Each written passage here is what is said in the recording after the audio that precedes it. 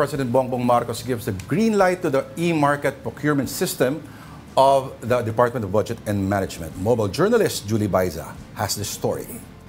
Mas mapapabilis na ang pagbili ng pamahalaan o yung tinatawag na government procurement sa pamamagitan na yan ang ilulunsad na e-marketplace sa Hulyo. Ayon sa Department of Budget and Management, kapag naging digitalized na, 3 hanggang 1 linggo na lang ang magiging proseso ng government procurement, kumpara yan sa kasalukuyang 26 to 136 days.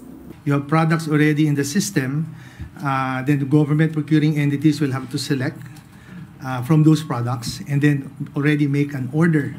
No, right there and then. Based, of course, in their analysis of what is what are the requirements that they need, and then, of course, if those goods will address those requirements. So, in one day, pwede ho kayo makaprocure. Ano po? So, of course, delivery is another matter. Perhaps 2 or 3 days more, but shorter than 36 or 26 or 136 calendar days. May mga parameters daw na ilalatag para sa mga kumpanyang sasali sa platform. Kabilang dyan yung pagtitiyak na may sapat silang supply at nakakapag-deliver sa tamang oras. Sa ganitong paraan, mas magkakaroon din daw ng transparency at maiiwasan ang pagbili ng mga di maayos na produkto.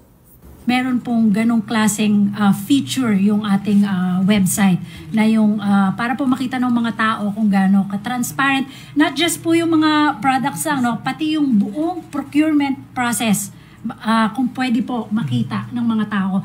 Yung clients po, then meron din po kasi itong system niya, merong data analytics na feature. Yeah. So doon po sa data analytics, doon po makaka-capture natin lahat ng mga positive at saka negative ng mga items po. So pwede po natin ilabas yan.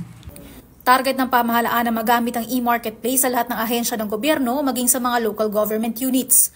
Kasabay niyan, pinag-aaralan naman daw ng DBM ang panawagang wage hike o taas sahod para sa mga empleyado ng gobyerno.